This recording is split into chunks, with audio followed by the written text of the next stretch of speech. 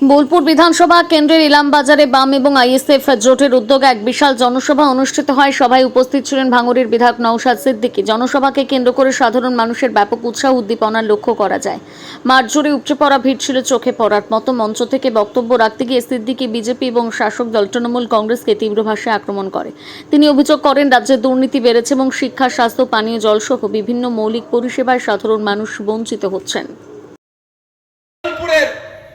বিশ্বখ্যাত ব্যক্তি নোবেলজয়ী অমর্ত্য স্যার, তিনি এই কালের শিকার হয়েছিলেন। সমস্যাটা হচ্ছে যখন কম্পিউটার অপারেটর দেয়নি, এআই এর মাধ্যমে বাছকাছা হয়েছিল কোনটা ম্যাচ হয়েছে কোনটা মিস ম্যাচ। এবার কম্পিউটারটা নাকি এআই কি একটা প্রোগ্রাম সেট করেছে। আমি উদাহরণের জন্য বলছি, কম্পিউটারকে বলে দেওয়া হয়েছে পানি, দুধ, মধু আর জুস, চারটে জিনিস দেওয়া আছে, সেট করে দিয়েছে।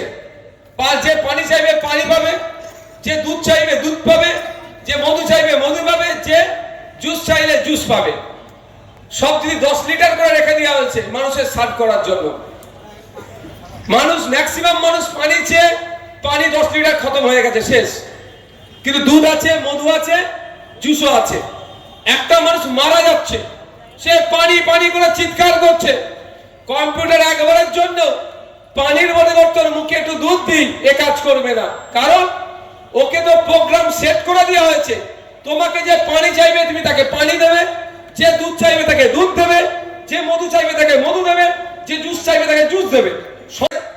বিজেপির সাথে আমার মনে হয় মতামত নিয়ে যে আবার একটা বাইনারি তুমি গল্প দেবে 1.5 কোটি রোহিঙ্গাকে তাড়াবো, আর আমি বলবো না এক তোকে তাড়িয়ে দেবে, বলছে ভোটটা আমাকে দাও, আবার ভোটটা ভাগাভাগি করে নেবে।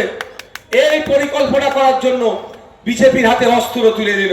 কি কম্পিউটার অপারেটর দিল না, না দেওয়ার ফলে সেই সুযোগটা কাজে লাগিয়ে এআই কে দিয়ে যখনই বললো। আর বিজেপি আর নির্বাচন কমিশনের মধ্যে পার্থক্য তো দেখা যাচ্ছে না। কারণ কদিন আগে একটা ইস্যু করেছিল, পাবলিক ডোমেইনে এসেছে, সোশ্যাল মিডিয়াতে এসেছে। আমি তো বলেছি নির্বাচন কমিশনের অফিসে বিজেপির স্ট্যাম্প ছিল না, বিজেপির অফিসে নির্বাচন কমিশনের লেটার হেড গেল, সেটাই তদন্ত হওয়া দরকার। তাহলে নির্বাচন কমিশন আর বিজেপি দুজনে মিলে সামনে থেকে তৃণমূলের দেওয়া রাস্তাতে আজকে 27 লক্ষ বাঙালি ভোটার আজকে আতঙ্কের মধ্যে আছে যে ট্রাইব্যুনালে গেলেও তার নাম উঠবে কি উঠবে না, বা ভোট দিতে পারবো কি পারবো না। তাই যখন বাঙালিদেরকে রাস্তায় দাঁড় করাচ্ছে তৃণমূল বিজেপি মিলে, আমাদেরকে ঐক্যবদ্ধ হতে হবে।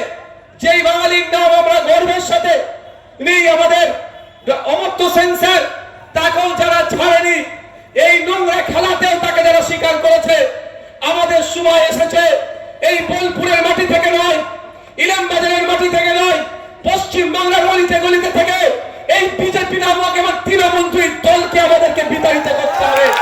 বাঙালির দেশে যে অন্যায় অনাচার করছে জবাব দিতে হবে।